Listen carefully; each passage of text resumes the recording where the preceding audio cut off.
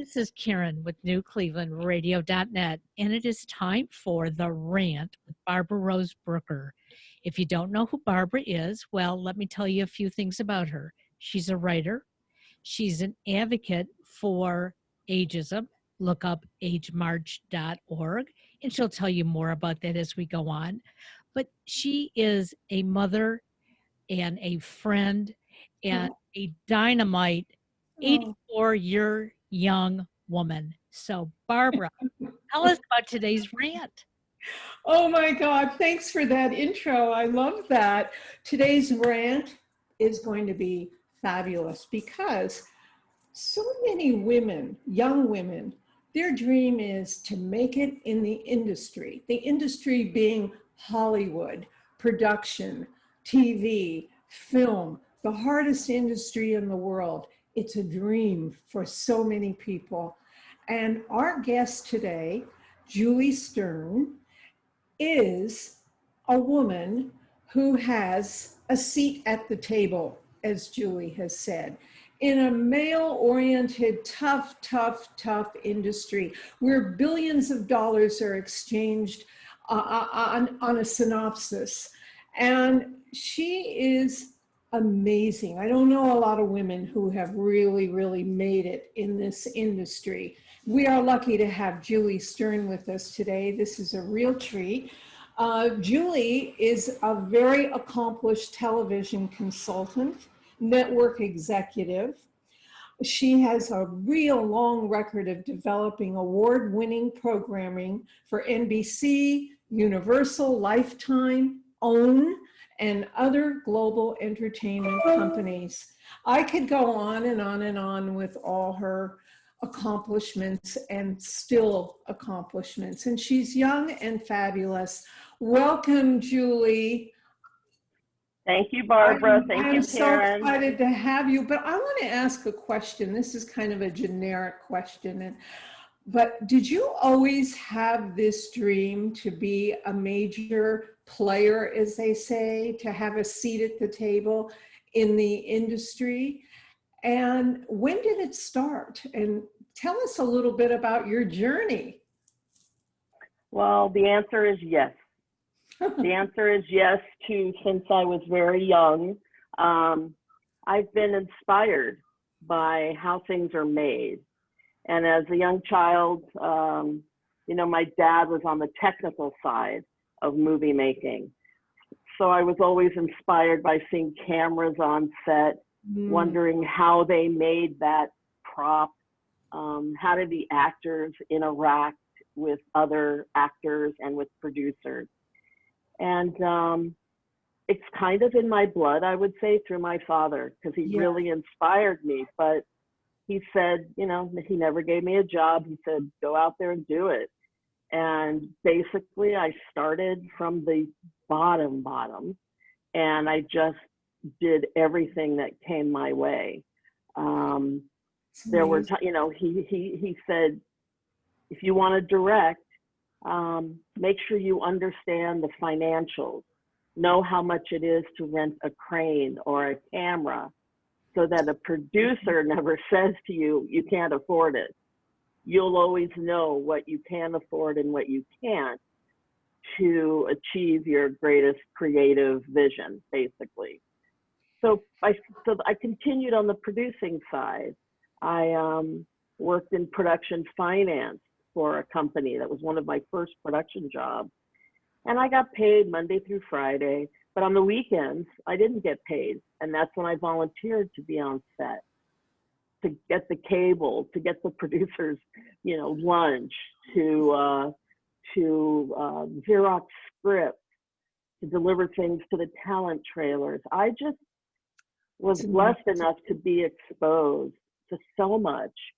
And I basically just did that throughout my career, moving up, learning more. I had wonderful mentors that really helped me. And we, instead of being mentors, we ended up being producing partners, and just kept moving up. And from freelance to corporate, I was on the producing side, and then I went over to the network where I was a buyer. and oversaw productions. So it just manifested so beautifully, and I'm grateful because it was my dream. It just was my dream, and it's really magical. Just got a chill when you said it was my dream. It was my dream. And I hear the passion. It brings tears to my eyes. You really have been on the journey since you were a little girl with your dad. My dad was with Universal for 47 years, but he commuted, and I remember going to the sets, but you were really there all the time, learning it and living it. And how old were you, Julie, say, for example, when you did your first, when you felt, I have a seat at the table here, but my dream is coming true? And I'll tell you, yeah, go ahead. The exact moment that it happened, and that's, it kind of happened in two stages. The first one was I was producing some shows for Lifetime, for the Lifetime network. I was, an executive producer. They bought a few shows, and I was producing them. But I always wanted to be on the other side. I wanted to be on the corporate side, the network side. And after producing several series, they came to me and said, "Hey, why don't you come work for us?" And I thought, I struggled with that because I had a wonderful independent freelance career for years. And going over there, there were certain things that were going to be different. The financial structure, my pay, maybe some freedom, but it didn't, that's not what happened. I basically manifested that job. I saw it early on, and then the next thing I know, I'm in the office as an executive at Lifetime, and if I could be so bold to say, it was as if it was a premonition. And I thought, and the women, Lifetime was amazing. I worked with and was guided by, and I had so many mentors there.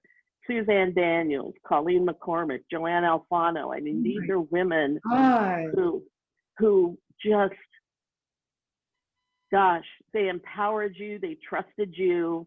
I was on location a lot, yet I would be on the corporate. I'd be back doing the meetings weekly, and I really gained a lot of network executive corporate experience there. So that was the first time. And then the second time was when, after 6 years at Lifetime, and I was so happy.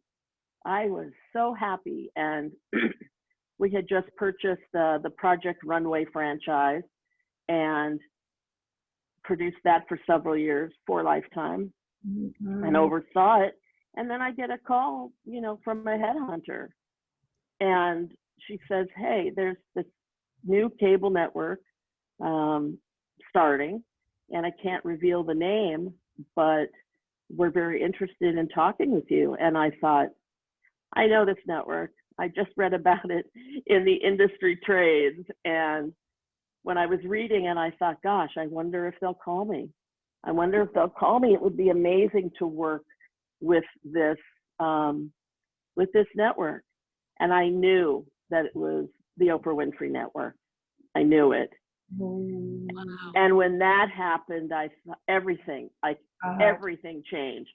I had fear. I had excitement. I had so many, excuse me one second. It's okay. That would be really weird. You're busy. Karen's like, "Oh, how many calls do you have going?" Okay. Busy producer. And I'd love to pick up, the line and say, "I'm in the middle of doing this amazing podcast," but I won't do that. And I can't, believe it or not, I turned it down. But anyway, okay, not to worry. That's even more exciting. So the own network. So were you just? Did you feel comfortable right away? Did you feel like scared? This is it? No, Barbara, I was scared. I thought they were a few months out from launching the network. Literally, when you start a network, you flip a switch and the network appears on the television. Wow. And so basically we had to create enough programming to air 24 hours a day, nonstop. So you basically create enough shows and you get them ready, you put them on a shelf, literally sometimes, and the minute that network, that flip switch, it goes, you're live, and you have to 24 hours. So 3 months out, as you can imagine, it was all about the math. How many, which is what the corporate side really turns out to be a lot of. How many shows do we have? How many times can we repeat them? And while we're airing the shows we've already made, we have to be making more, right? So you have several different lanes going at once. So you basically have to expand your thinking. You really have to step back and think on such a grand scale. And that's where the importance of your teams comes into play. Yes. No different than being in the military, right, Barbara? Right, right. So you were working probably, did you ever sleep during that time?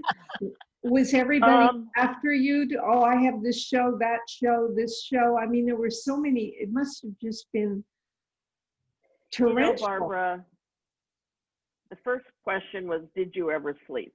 Yeah. And no, and that's not in a good way. I love being given a task, as I was given there, and many tasks. And you have to make sure you have basically good lieutenants, right? Yeah. To speak for you, to get the work done, and then they bring it to you. And but it's almost like being busier than the president of the United States.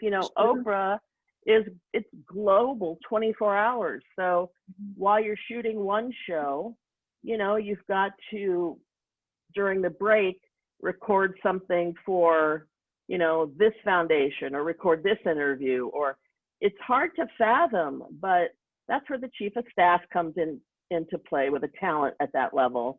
And they manage the schedule. They make sure she is privy to everything we're doing. And then, I had 2 Blackberries going at one time. At that time, it was a Blackberry. Oh my God. And listen, you commit to something that big. And I'd be lying to say that you really need to balance. That's where the balance of your personal life and your professional life, you have to make decisions. And, it can be challenging for you, for those around you. And then at the same time, Barbara, you do have everybody coming to you. Can you get this book to so-and-so? Can you get me this, get me this? And, it's your circle kind of becomes small in a way. Yeah. But I was so blessed, because I thought, if I go work there and I can make a difference, then I can take everything I've learned and bring it there, and also be nimble when things change last minute. The way you thought it was going to be, it's not going to be anymore. So you need to rethink, get together with your team. And then I would bring that to the table with Ms. Winfrey and several other of the key players. We, 4 or 5 of us had a seat at the table with her. And it was a blessing. I was there because I was an expert in my field, as the other executives were. And we each played a role. And,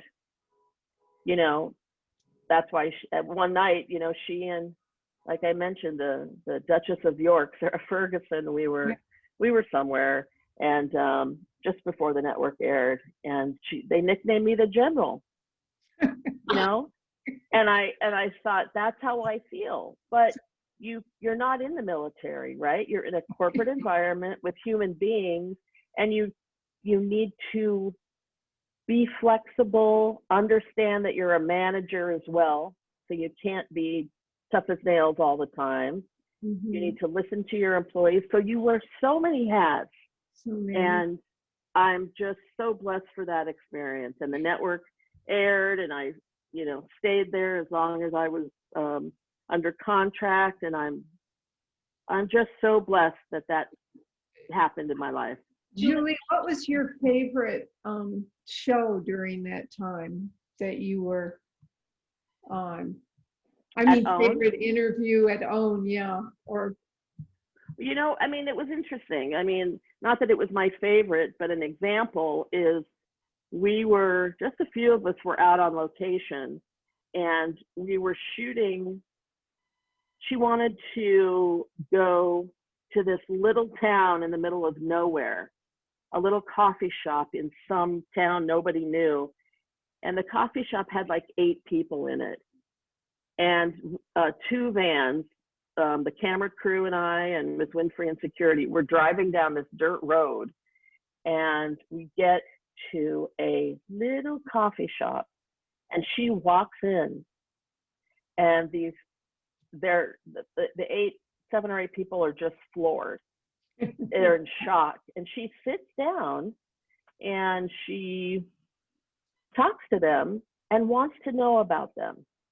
And that's really the beauty of her interviews and her, the way that she works. She believes, she wants to know. She wants to learn. She's a student. yes. And it's beautiful and very humbling to watch.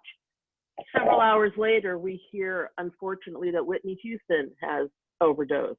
Yes. So we break away from that interview, pop in a new tape, and she sends out a message, and that message gets run over to a network, and they feed it to TV around the world. And then we go back to our interview in the coffee shop.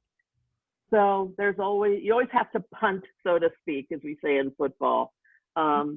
But I'm so blessed, Barbara and Karen. I'm very grateful for the experiences. So in a way, that is one of my favorites, just to see her in action like that. So authentic. For you. You started out saying that you fell in love with the industry because of your dad. You were around him all the time. And kudos to your dad making you start from the bottom up, because we know there's a lot of people out in Hollywood that, they're giving their kids advantages. But did your father give you any real advice from the beginning? Yes. And because he was on the technical behind the camera, they used a lot of his equipment on Lawrence of Arabia, Easy Rider. So he was on the technical side, but he told me, probably in junior high, and I'm not sure people will understand the terms now. He said, if you can learn how to type, basically use a keyboard, learn how to type, and use a calculator, you'll always have a job. Oh, that's such good advice, Told isn't me it? the same thing, and I flunked. Really? So Yeah. I ended up going to summer school, choosing to go to summer school, and I continued learning skills because I wanted to be on set. And he's right. I started Xeroxing for a production company as a PA. Then I moved into their production finance as an assistant, stapling the checks to the invoices. And as I was doing that, I could read the invoice and understand. And it just was this beautiful step-by-step exposure I had that, and Hema, Screech Washington, president of the Academy, he and I worked kind of hand in hand moving up the ladder. And, it's also about relationships, Karen, it's about the people, your mentors, and it's about the relationships and keeping those and hiring. Every time I take a job, my partner and I, Heidi Kane Friedman, every time we take a job, we end up hiring 100, 200 people, from camera guys to the writers to the makeup artists. So as we stay busy, they stay busy. And now that we're in a pandemic, it's challenging. We're having to be very fluid in how we produce television and what the next go around will look like. I was going to ask you how the pandemic is affecting your creativity, or you're doing it all on Zoom? Of course, I imagine you're working with your colleagues on Zoom. Yes, Yeah. we meet and we produce and we do a lot over Zoom. However, at some point, if it's a show, you need to be on set. And the Producers Guild and a lot of our unions have provided us with, a very sophisticated document that explains what we are obligated to do if we are physically on set. Everything from getting a COVID test before you hit the set to how you separate talent now on set, how close the crew members and camera guys can get to the talent, the makeup artists, how they have to work. There are a lot of moving parts, and the moving parts are also very expensive. So a lot of budgets have gone up, and it's hard to find efficiencies in budgets when you have to accommodate the pandemic. So you've got to, like I said, be very fluid in how you think, how you produce, and stay in close contact with your peers that are also producing. And the unions do provide a lot of webinars and a lot of continued education for producers to make sure that, they can still fulfill the creative vision while following these standards. Yes, the creative vision. It's a time actually for creativity, reflecting on creativity. Julie, I have a question that I'm sure a lot of women would like to know, a lot of women who are working to be in the industry or who are just starting. It's always been known as a male industry, a male-oriented industry. The man in the pinstripe suit who is going to make the final decisions on the development and so forth and so on. Did you find it that way, being a woman and a young woman, really working high up through the networks, as high as you can go? Did you find it difficult at times or an obstacle in any way? No. Okay. I think I'm a rare example of, when you're working up in the freelance world, you're basically on the same level as everybody. If you're producing the Academy Awards, or another live show, you take 4 to 6 months, let's say, or 3 months at a time, and you're all together towards that moment that the show goes live. So you all have the same intention, and it's a neutral playing field. Getting into the corporate world, it was riskier, but I went right to Lifetime, and they are still my family. There were never that's the best experience, because everybody was equal and a think tank. That's one thing Suzanne Daniels made sure, and Joanne. Everybody's involved. Everybody has a say. There's no bad ideas, and a perfect example is the day we picked up a show, and we couldn't think of a title for the show, and the producers wanted help. So we threw it out to everybody at the company, and it happened to be my assistant who one day just yelled from her desk and said, "I've got the name." And she yelled a name, and it was like, oh my God, and we used it for the series. I love that. But then, moving to Lifetime and OWN, I just, there were times I'm speaking to a room of 50 people, and it's a big video conference, and there's people dialed in from Chicago and, let's say, New York.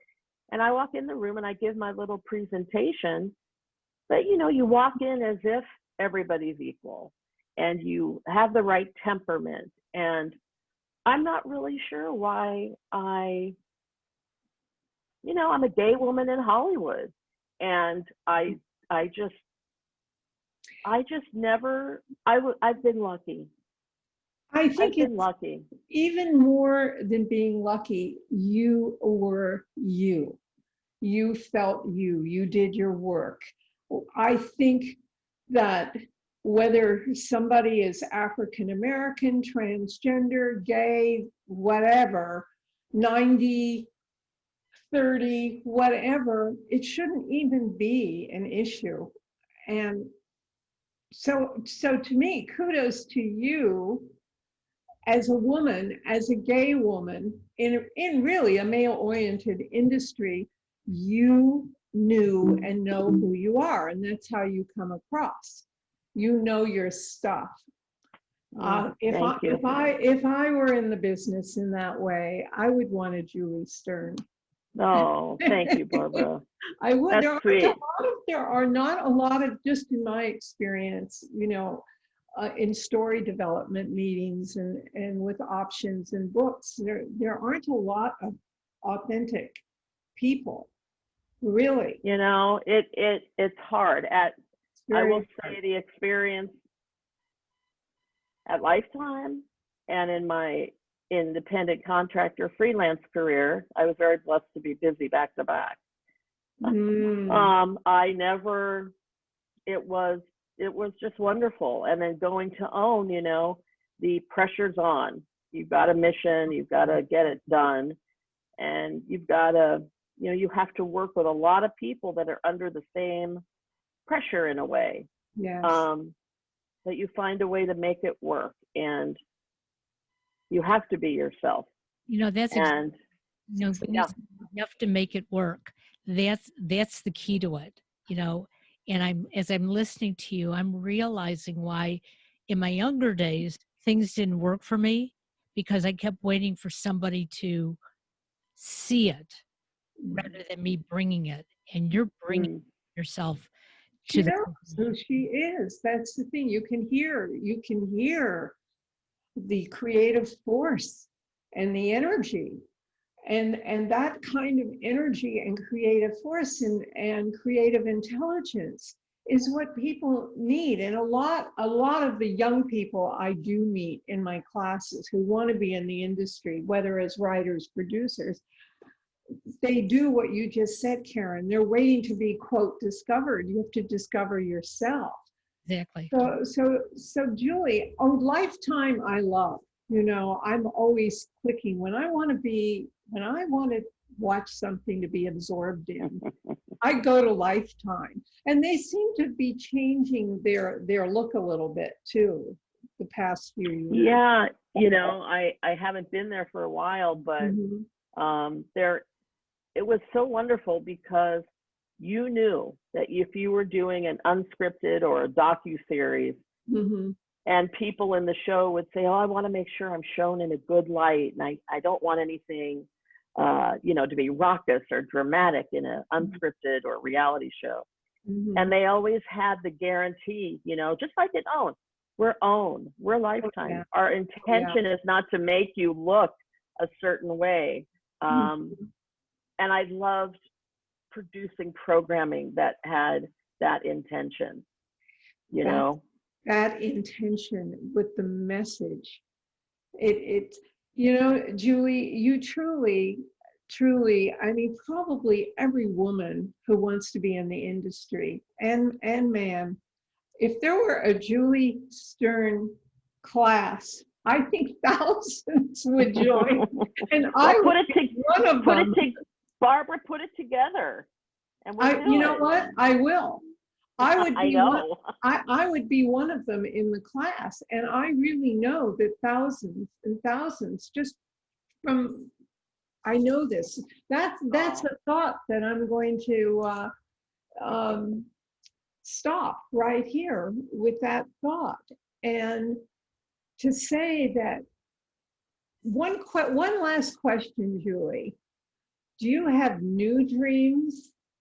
Are you kind of gestating some new dreams, or do you have some plans? Gosh, what a great question. A lot of dreams. Wow. They're going to come true. I do. I devoting my life to my career basically has taught me a lot. And it's given me pause at this part of my, turn of my life. You want life as well. So it's never too late to balance out your life with your job. So I would say I've been doing that, and that's my new dream, to now try to balance it out. I shouldn't say this, but the balancing it out, the life, the job and the life, can't they be the same thing? They have been, but what you do is if you lean towards one, like full-time 24-hour a day for 10-year job, things do fall to the wayside. Yes. And true. it's a risk. And sometimes there are missed opportunities. So it is important always to balance out, but I always wanted that career, and I've been blessed. And it's never too late to kind of, what's next? And I'll still do this in one way or another. Broadway, I'm involved in some projects there when that comes back. But Barbara, I know where we've got to go, but I must say one of the key things that helped me are the people that believed in me along the way and showed such class and wanted to help me. And I learned how to help others through them. And I'm very lucky I had all of them. That's a life lesson that just made my skin prickle for everybody out there. Not only do we have, a star and an expert, creative genius, a lot of people say, but a human being. I mean, to say that is so humble and so important, so much about humanity. It's the truth, Barbara. It's the truth. I hear your mom in you too. Oh, thank you. I do. That is Go Dodgers. Go Dodgers. Oh, go Dodgers. Go Dodgers. I can't thank you enough for this conversation. And I know anyone out there who's listening to the wisdom as well will mark this down and should really hear this conversation. I just learned a lot from you, Julie. And I thank Barbara, you. thank you. And Karen, thank you. It's lovely to have a conversation like this that is just really authentic, as much as that word is used, but it's true. It's true. I will have. So thank you both. Yeah. I hope. Thank you, Barbara. Thank you. A lot of wonderful things about you, Julie, both from Barbara and Susie, and they didn't praise you enough because I'm really, really impressed, and I'm so glad that we're going to be working together with agemarch.org. Yes. What an for sure. It is. So listeners, with agemarch.org, Age March, Age Magnificent, the new website will be up in a couple of weeks, but it's open enough for you to join agemarch.org and get your email and name on the database, because we are having the first virtual Age March in history in March. And how lucky are we? God, I call her Goddess, her name is Lycia, has made my dream come true, that Julie Stern is producing this, and it will be Zoom. We'll get all the information soon. But yes, my honor. But thank you so much for this, and anybody who wants to contact me, just go to barbararosebrooker.com, and Karen at Cleveland Radio. New Cleveland Radio. I'm sorry, I do that all the time. Okay. New Cleveland Radio. I mean, I have the banner up on my wall. Anyway. Have a great day, everybody. Have a great day. Thank you. Bye-bye. Thank you. Bye. Thank you. Stay safe, everybody.